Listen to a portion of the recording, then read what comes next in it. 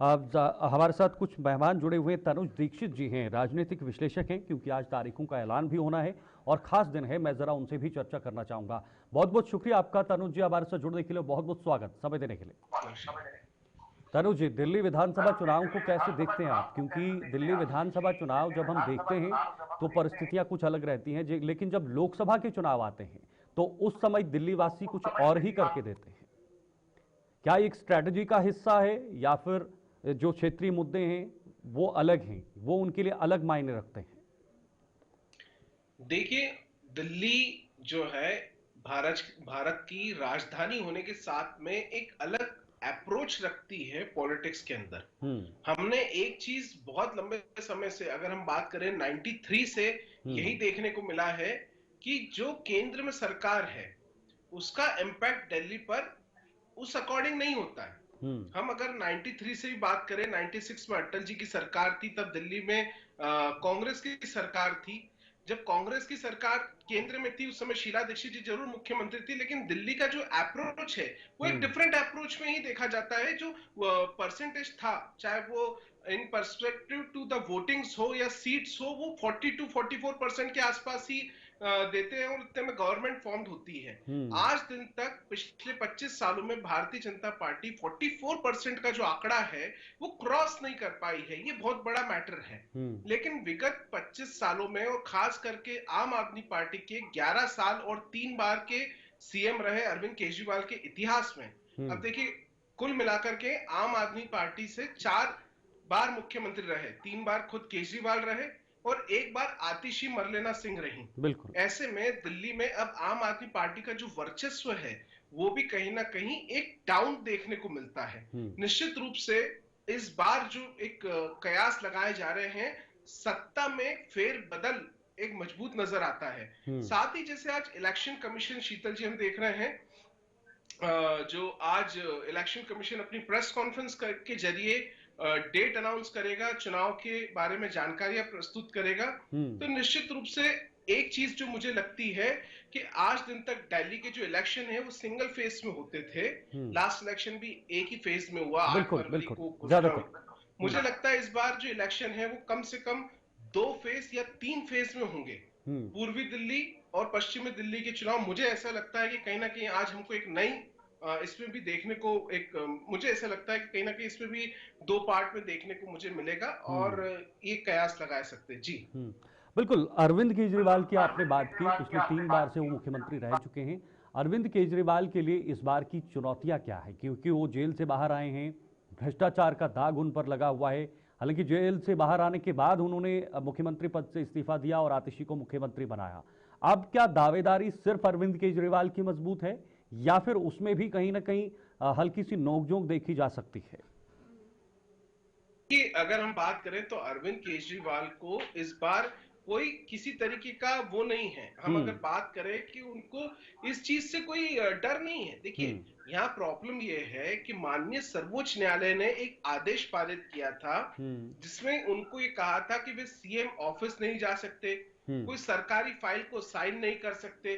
तो ये बहुत बड़ा अभी प्रश्न है, क्या वो विधानसभा के चुनाव जीत भी गए और हम्म। जीतने के बाद अगर सरकार बनती भी है हम्म। तो ये बहुत स्पष्ट दिख रहा है बतौर सुप्रीम कोर्ट का जो ऑर्डर है उसके तहत कि क्या वे कार्य करना तो उनके लिए नामुमकिन रहेगा सीएम ऑफिस में। क्योंकि हम्म। देखिए, जब तक ये जो बेल के ऑर्डर थे, हम्म। ये जो ऑर्डर्स थे, ये basically in in perception of his case जो चल रहा है ऑलरेडी हम्म। कोर्ट के अंदर, उसके संबंध में ऑर्डर है। तो जब तक लेकिन केस चल रहा तनुज है जी, तब केजरीवाल की जो कट्टर ईमानदार की जो छवि है वो बदली गई कट्टर भ्रष्टाचार के रूप में। अब केजरीवाल ये कह रहे हैं कि जनता जब हमें पूर्ण बहुमत से फिर से चुनेगी, अच्छी सीटें हमें मिलेगी, तो मेरी छवि फिर से कट्टर भ्रष्टाचार से कट्टर ईमानदार के रूप में होगी। तो क्या आपको लगता है कि ऐसा होगा इस बार के चुनाव में? हालांकि न्यायालय के जो अंदर कानूनी प्रक्रिया है सभी वो अलग है। लोग,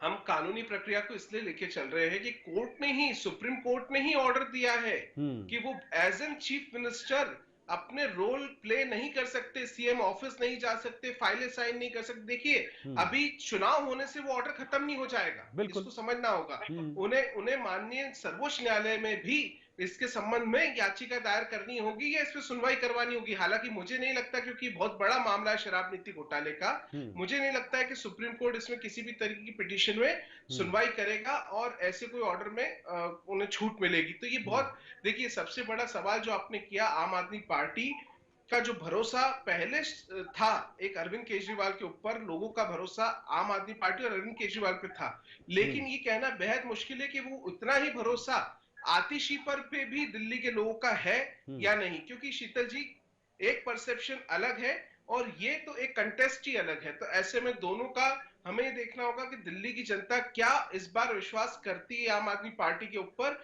या फिर हम किसी नए पार्टी को उभरता हुआ देखेंगे इस दिल्ली में। जी बिल्कुल। मैं तनुज जी बीजेपी को लेकर भी सवाल चाहूंगा और जवाब चाहूंगा आपसे। बीजेपी कहां पर खड़ी हुई है? बीजेपी पूरी मेहनत कर रही है। खुद प्रधानमंत्री मोदी ने नए साल की शुरुआत में ही कुछ तोहफे देना शुरू किए और लगातार तोहफे दे रहे हैं। एक तरफ आम आदमी पार्टी की फ्रीबीज, और उस पर उन्होंने कामयाबी हासिल की है पिछले चुनाव में, और इससे यह भी पता लगता है कि दिल्ली वालों को क्या चाहिए।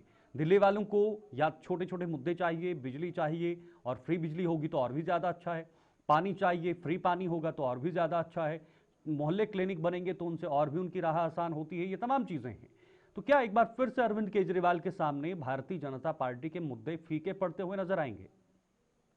देखिए, छोटे बड़े सभी मुद्दे मायने रखते हैं। बिल्कुल। एक बड़ा मुद्दा, इन छोटे मुद्दे, ये छोटे मुद्दे तो खैर हम किसी को बोल ही नहीं सकते हैं। आज आर्टिकल 21 के अकॉर्डिंग स्वच्छ जल मिलना, बिजली मिलना और भी जो अमेनिटीज है वो मिलना सरकार की तरफ से एक राइट है एक व्यक्ति का। लेकिन उसके बावजूद भी दिल्ली में स्वच्छ पर्यावरण, स्वच्छ पानी और काफी सारी चीजों की कमियां देखने को मिली विगत 11 साल में।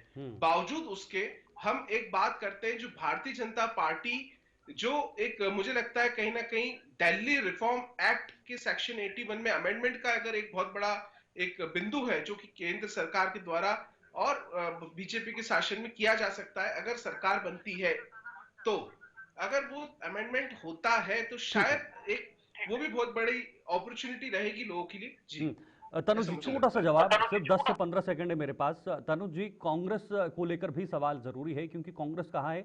आम आदमी पार्टी कह रही है कि कांग्रेस भारतीय जनता पार्टी की राह पर चल रही है, जिस वजह से वो आम आदमी पार्टी को नुकसान पहुंचाना चाहती है। इस पर आपका क्या कहना है? कुल मिलाकर के आम आदमी पार्टी और कांग्रेस भाई भाई के रूप में ही काम करते आए हैं, और इससे पहले भी गठबंधन में हमने देखा कई जगह पर चुनाव साथ में लड़ चुके हैं। और अब जो है, पिछली बार जब से हरियाणा में चुनाव हुए हैं तब से राहें अलग हुई है, तो एक दूसरे पे आरोप प्रत्यारोप का दौर निरंतर जारी कर रखा है। लेकिन क्या कांग्रेस को फायदा होना बीजेपी को फायदा है? आम आदमी पार्टी का वोट बैंक यहां पर जो है वो फ्लोट कर सकता है? नहीं है, सब जानते हैं कि बीजेपी और कांग्रेस हमेशा से अलग अलग मुद्दों पर चुनाव लड़ते आई हैं, और वो इस बार दिल्ली में भी देखने को मिल रहा है। ठीक है सर। चाहे कांग्रेस हो, बीजेपी हो या आप हो, तीनों के मुद्दे बिल्कुल अलग दिखाई दे रहे हैं जमीनी स्तर पर। ठीक है, ठीक है। बहुत बहुत शुक्रिया आपका तनुज दीक्षित जी हमारे साथ जुड़ने के लिए और अपनी बातें, बहुमूल्य बातें रखने के लिए। दीक्षित जी हमारे साथ बने हुए थे, लेकिन बहुत महत्वपूर्ण है, अभी थोड़ी देर में जब प्रेस कॉन्फ्रेंस होगी तो जो ऐलान होगा वो ऐलान के बाद किस तरह से घमासान दिल्ली के अंदर देखने को मिल सकता है। अब जरा आगे बढ़ेंगे, एक और बड़ी खबर आप तक पहुंचाने की कोशिश करेंगे, और ये बड़ी खबर HMPV से जुड़ी है। कोरोना जैसे HMPV वायरस के 8 केस दर्ज हुए हैं और फिलहाल उस पर बढ़ेंगे, लेकिन फिलहाल किसानों की एक बड़ी खबर है। आमरण अनशन को लेकर ये बड़ी जानकारी इस वक्त आ रही है। किसानों से जुड़ी बड़ी खबर आप तक पहुंचाने की पूरी कोशिश करेंगे। मंत्री से मुलाकात होनी है और शिवराज सिंह चौहान ने किसानों से मुलाकात की। बड़ी अपडेट है, अपने दिल्ली आवास पर किसानों से मुलाकात की और किसानों ने अपनी मांगों से अवगत कराया है। किसानों का एक बहुत बड़ा मुद्दा इस वक्त देश में बना हुआ है। किसानों की समूह की केंद्रीय कृषि मंत्री से मुलाकात हुई है। किसान नेता डल्लेवाल की तबीयत लगातार बिगड़ रही है, क्योंकि कई दिनों से वो आमरण अनशन पर बैठे हुए हैं। प्लस रेट और ब्लड प्रेशर उनका कम हुआ है और 1 घंटे तक स्थिति गंभीर बनी रही। आमरण अनशन पर है तो जाहिर सी बात है उनकी तबीयत लगातार बिगड़ेगी। हालांकि इस पर सुप्रीम कोर्ट ने भी कहा था कि उन्हें जल्द से जल्द अस्पताल में भर्ती करवाया जाए, उनका उचित तरीके से मेडिकल ट्रीटमेंट करवाया जाए, लेकिन फिलहाल ऐसा होते हुए नहीं नजर आ रहा है। हालांकि कृषि मंत्री से किसानों के समूह की मुलाकात हुई है और अब कृषि मंत्री का क्या अनुशासन होगा, यहाँ पर आश्वासन होगा और कृषि मंत्री क्या कदम उठाएंगे किसानों को लेकर। किसान पिछले 1 साल से धरने पर हैं और इनकी कई मांगे हैं। 13 सूत्री मांगों को लेकर किसान लगातार प्रदर्शन कर रहे हैं और नियमित रूप से पिछले कुछ दिनों में किसानों ने दिल्ली की तरफ कूच करने का एक कदम बढ़ाया था और कोशिश की थी, सफल नहीं हुए। कमलेश यादव जी किसान नेता फिलहाल हमारे साथ जुड़े हुए हैं और इस पर मैं अपडेट लेना चाहूंगा। कमलेश जी, किसानों का एक बहुत बड़ा मुद्दा है, इस वक्त देश में गंभीर मुद्दा है, लेकिन ये मुद्दा सिर्फ और सिर्फ पंजाब और दिल्ली के बीच फंसता हुआ नजर आ रहा है। ना पंजाब सरकार और ना दिल्ली सरकार यानी केंद्र सरकार इस पर कोई बड़ा कदम उठाने में अभी तक सक्षम नजर आ रही है। आज जो मुलाकात हुई किन मुद्दों पर हुई, थोड़ा सा जानकारी साझा कीजिएगा। सर, आज किसान नेता वे तमाम हमारे साथी गए थे, मोर्चे के कुछ साथी गए थे, कृषि मंत्री जी से मुलाकात की, लेकिन कृषि मंत्री जी के द्वारा कोई सही जवाब या कोई सही कार्य अभी तक किया नहीं गया है। हम लोग अपने मुद्दों को बार बार उनको अवगत कराते हैं। जब तक देश के प्रधानमंत्री, देश के गृह मंत्री नहीं चाहेंगे, तब तक मुझे नहीं लगता है कि कृषि मंत्री कोई सही जवाब दे पाएंगे। हम लोग बार बार उनको अवगत कराते हैं, उनसे मिलते हैं, बैठक का दौर जारी है, लेकिन ये लोग चाहते नहीं। ये केंद्र सरकार की जिम्मेदारी है कि जिन मुद्दों पर हमारा पहले समझौता हुआ था, जितनी चीजें हमसे कही गई थी, जो सरकार के द्वारा चिट्ठी जारी की गई थी, हम बार बार उन मुद्दों से इनको अवगत कराते हैं कि जब देश के उपराष्ट्रपति ने सीधे कृषि मंत्री से बात की, कई बार सवाल किया, जवाब मांगा, जब उन्होंने उपराष्ट्रपति को जवाब नहीं दिया तो हम किसानों को क्या जवाब देंगे। ये बार बार बुलाते हैं, बुला करके ये खाली हमको भ्रमित करते हैं, कोई सही जवाब नहीं देते हैं। एमएसपी कानून गारंटी के लिए, कर्जा मुक्ति के लिए, तमाम ऐसे हमारी मांगे कोई भी कार्य नहीं किए हैं।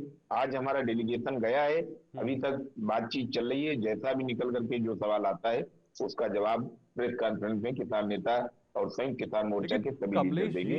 जो रवैया केंद्र सरकार ने दिखाया है या जो किसान जिस तरह से आगे बढ़ रहे हैं, क्या आपको लगता है कि ये मांगे इस वक्त केंद्र सरकार पूरी करेगी? और अगर आपका डेलीगेशन गया है तो प्रमुखता से कौन सी बातें उठाई जाएंगी और किस लेवल तक, किस स्तर तक किसान जो है वो मानने को तैयार है? क्या सभी मांगे एक साथ पूरी की जानी चाहिए केंद्र सरकार की तरफ से, या कुछ मांगे अगर इस बार केंद्र सरकार करती है तो कुछ मांगों पर आश्वासन भी दिया जा सकता है? नहीं, बिल्कुल आपकी बात सही है। हम कह रहे 13 की 13 अगर ना माने तो 2-3-4 मांगे हमारी, जो एमएसपी कानून की गारंटी है, कर्जा मुक्ति है, बिजली बिल जो नया ये लोग लाए थे, और भूमि अधिग्रहण, ये 4 मांगे तो बहुत प्रमुख है देश के तमाम अन्नदाताओं की, किसानों की, मजदूरों की। ये अगर वो मान लेते हैं तो फिर हम उनकी राह पर जो बात करेंगे, बात करने के लिए हम तैयार हैं, उनको समझ देंगे। लेकिन वो चीजें मानते नहीं। भी जब लिखित आश्वासन दिया गया, लिख करके दिया गया, पूर्व में जो कृषि मंत्री थे उनके द्वारा चिट्ठी जारी की गई थी गृह मंत्री, प्रधानमंत्री जी के द्वारा, लेकिन जब कोई भी बात नहीं मानते, ये खाली टेबल पे जब बैठते हैं तो कहते हैं हम आगे बात करेंगे। कृषि मंत्री चाहे पूर्व वाले हो, चाहे मौजूदा शिवराज सिंह चौहान जी हो, ये कहते हैं हम आगे बात करेंगे। बात करने के बाद जब देश के मुखिया, गृह मंत्री और प्रधानमंत्री चाहेंगे तभी हमारी मांगे मानी जाएंगी। और अगर ये नहीं मानी जाती हैं तो पूरे देश के किसानों के जितने भी मोर्चे हैं सबकी बैठक जारी है। लेकिन कमलेश जी, क्या वजह मानते हैं आप केंद्र सरकार आपकी मांगे मानने के लिए तैयार नहीं है? वजह क्या है, क्या कारण है? वजह यह है कि ये पूंजीपतियों के दबाव में सरकार चल रही है। ठीक है, देखिए, जो हमारे 3 कृषि कानून जो वापस लिए गए थे, उनको फिर ये लोग बैकडोर से फिर ये लाना चाह रहे हैं, हमारे ऊपर फिर थोपना चाह रहे हैं। अभी बीच में बहुत जल्द उनका कानून जो पिछले हमारे वापस हुए थे, उनका नाम बदल करके ये लोग फिर ला रहे हैं। ये दबाव में जो पूंजीपति लोग हैं, जिनके अडानी की जो पूर्व में जो गोदाम बड़े बड़े बनाए गए, अरबों खरबों रुपया जो उनका लगाया गया, सरकार के गले की हड्डी बने हैं वो लोग, तो कह रहे हैं आपके कहने पे हमने गोदाम बनाया, आपके कहने पे हमने व्यवस्थाएं की। ये दबाव में है, सरकार भी दबाव में है, एक सवाल हटकर बार बार सामने आता है, ये लोग कोई सीधा जवाब नहीं दे पाते। एक सवाल हटकर सामने आता है बार बार, और भारतीय जनता पार्टी की तरफ से भी यह कहा जाता है कि भाई ये किसान आंदोलन नहीं बल्कि सियासत है, राजनीति की जा रही है। क्या वाकई में ऐसा है? सर देखिए, सर मुझे नहीं लगता है कि राजनीति कोई भी व्यक्ति इतना लंबा संघर्ष किया होगा जितना किसानों ने किया। पिछली बार 13 महीने संघर्ष चला, हमने अपनों को खोया, कितने लाखों से ज्यादा हमारी किसान साथी चले गए। अब की बार भी कई लोगों की गोली लगी, कई लोग हमारे शहीद हुए, और आज आप हमारे जो किसान नेता हैं जगजीत सिंह डल्लेवाल, उनका जो आमरण अनशन चल रहा है, पूरा देश देख रहा है।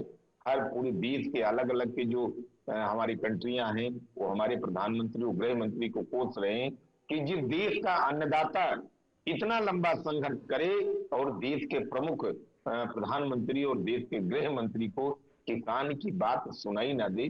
क्या थोड़ा सा समय निकाल करके गृह मंत्री या कृषि मंत्री या प्रधानमंत्री, कोई व्यक्ति वहां तक जाने के लिए नहीं तैयार है, बात करने के लिए नहीं तैयार है?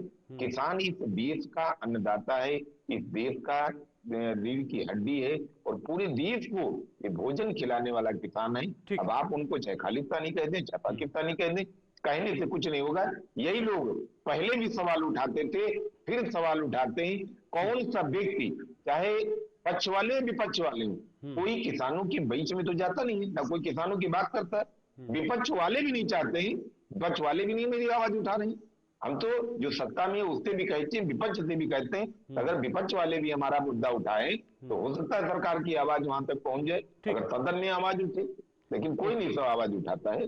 किसान खुद लड़ रहा है, खुद संघर्ष कर रहा है, और हमारे जो डल्लेवाल जी हैं, आज उनका संघर्ष लगभग 45 दिन होने वाला है, वो बराबर लगे हुए। ठीक है, बहुत बहुत शुक्रिया आपका कमलेश जी, हमारे साथ जुड़े आप और आपने समझ दिया, और खास तौर पर किसानों का जो आंदोलन लगातार चल रहा है उसको लेकर ये जानकारी दी है। हालांकि एक डेलीगेशन आज कृषि मंत्री तक पहुंचा है, अब बातचीत हो रही है, लेकिन बातचीत के बाद क्या कृषि मंत्री किसानों को संभाल पाएंगे, क्या उन्हें मना पाएंगे, ये बड़ा सवाल है। अब बात होगी एचएमपीवी वायरस की, क्योंकि एचएमपीवी वायरस अब चाइना के साथ साथ भारत में भी दस्तक दे चुका है, और इसके दस्तक देने के बाद अब हल्की फुल्की यहाँ पर भी चर्चा होनी शुरू हो गई है और लोगों में डर का माहौल बना हुआ है। कोरोना जैसे एचएमपीवी वायरस के 8 केस दर्ज किए गए हैं और महाराष्ट्र में 2 बच्चे इसमें पॉजिटिव पाए गए। कल कर्नाटक और तमिलनाडु में 2-2 बच्चों का केस सामने आया था, और अब महाराष्ट्र में भी ये 2 मामले सामने आए हैं। कुल मिलाकर अब ये बढ़ते बढ़ते 8 तक पहुंच चुके हैं। बंगाल, गुजरात में एक बच्चा संक्रमित मिला है, तो कुल 8 बच्चे इसमें शामिल हैं। कोरोना जैसे एचएमपीवी वायरस के केस बढ़कर 8 हो गए हैं, और इसमें मंगलवार को महाराष्ट्र के नागपुर में यानी आज के दिन 2 केस सामने आए हैं। यहाँ एक 13 साल की लड़की और एक 7 साल का लड़का संक्रमित मिला है। दोनों ही बच्चों को लगातार सर्दी बुखार था। इसके बाद प्राइवेट लैब की जांच में दोनों की रिपोर्ट पॉजिटिव आई है। हालांकि इन्हें अस्पताल में भर्ती नहीं करना पड़ा, इलाज के बाद उनकी स्थिति कंट्रोल में है। इससे एक दिन पहले कर्नाटक और तमिलनाडु में 2-2, पश्चिम बंगाल और गुजरात में 1-1 केस मिलाकर वायरस के कुल 6 मामले सामने आए थे। सभी पीड़ित बच्चे हैं। देश के 4 राज्यों में संक्रमण के मामले मिलने के बाद स्वास्थ्य मंत्री जेपी नड्डा ने कहा था कि यह वायरस सामान्य है और इससे डरने की जरूरत नहीं है। हालांकि इस पर खुद सरकार या मंत्रालय ने भी कहा है, स्वास्थ्य मंत्रालय ने भी इस पर अपनी टिप्पणी रखी है। उन्होंने कहा है कि इतना खतरनाक वायरस नहीं है, ये वायरस आज का नहीं बल्कि बहुत पुराना है। 2001 में ये इंट्रोड्यूस किया गया है। ये स्वास्थ्य मंत्रालय की रिपोर्ट है। उनका कहना है कि 2001 में इंट्रोड्यूस हुआ है और उसके बाद से ही ये देश दुनिया में है, लेकिन आज जाकर ये खुलकर सामने आ रहा है क्योंकि चाइना में लगातार इसके केसेस बढ़ रहे हैं। चाइना में एक बार फिर से इस वायरस ने तांडव मचा के रखा है और चाइना के लोगों में दहशत का माहौल नजर आ रहा है। हालांकि अभी तक एचएमपीवी को बच्चों का संक्रमण बताया जा रहा है, क्योंकि बच्चे इससे ज्यादा प्रभावित नजर आ रहे हैं, और भारत में भी 8 बच्चे जो हैं उसकी जद में आ चुके हैं।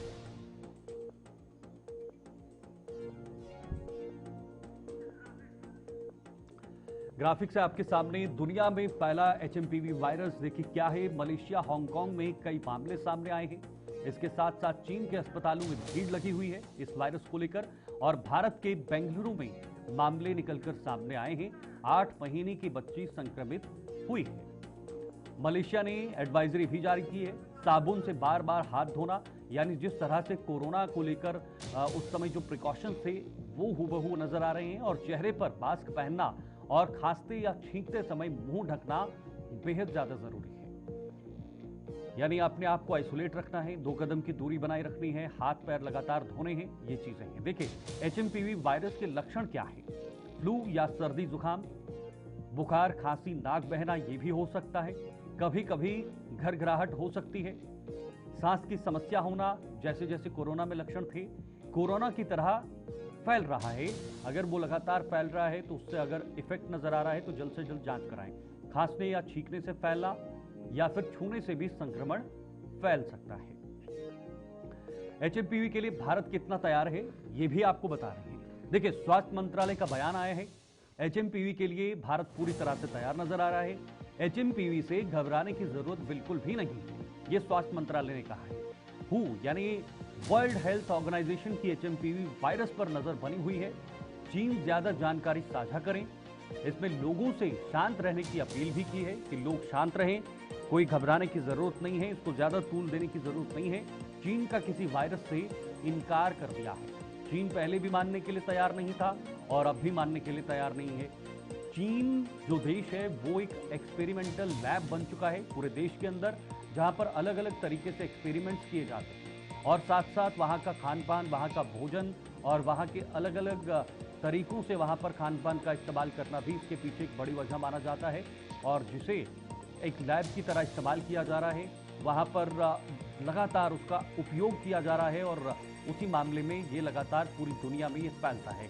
देखिए, कल कर्नाटक और तमिलनाडु में 2-2 बच्चे संक्रमित मिले हुए हैं। बंगाल और गुजरात में भी एक-एक संक्रमण वहां पर दस्तक दे चुका है, यानी एक-एक बच्चे में संक्रमण मिला हुआ है और कोरोना जैसे एचएमपीवी का हाल देखने को मिल सकता है अगर इसी तरह से मामले लगातार बढ़े।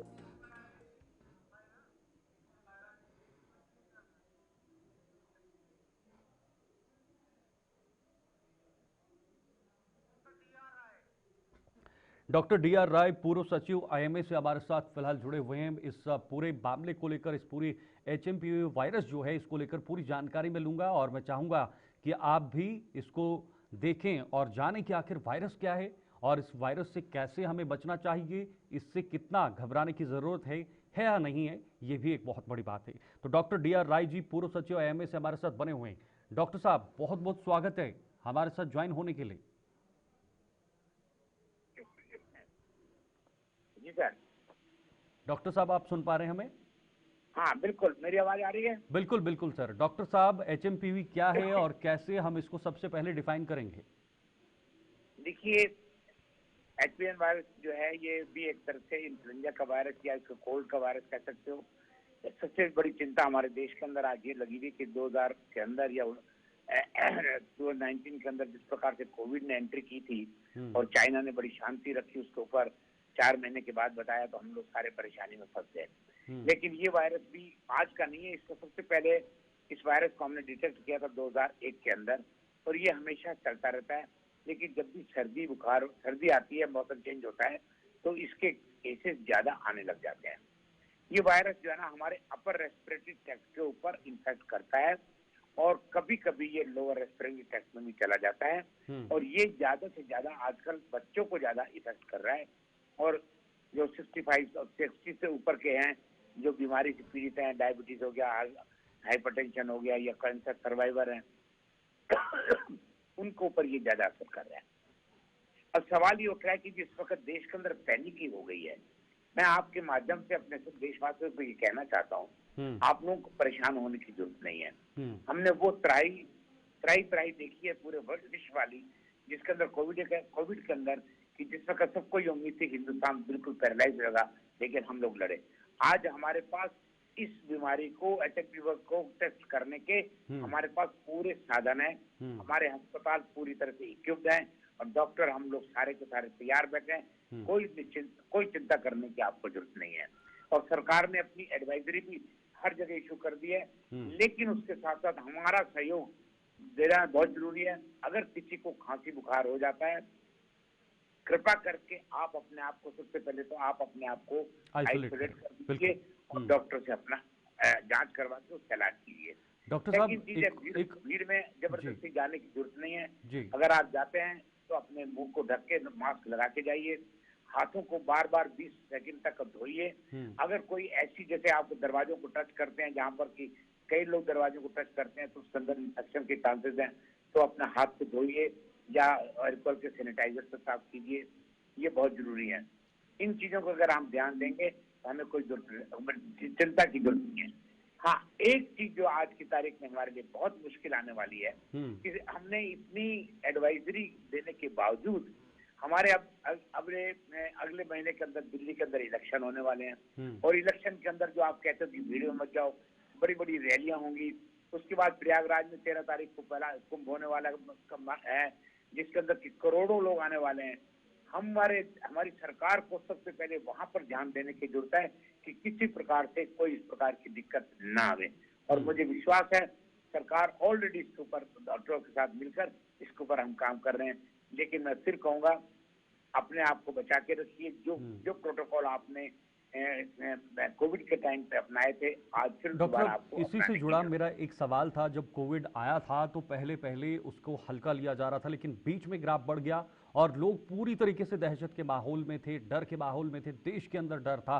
लेकिन जब धीरे धीरे उसको डाउनफॉल हुआ और उसके बाद लोग फिर से उसे हल्का मानने लगे कि ठीक है, अब डाउनफॉल हो रहा है और अब इतना ज्यादा घातक नहीं है।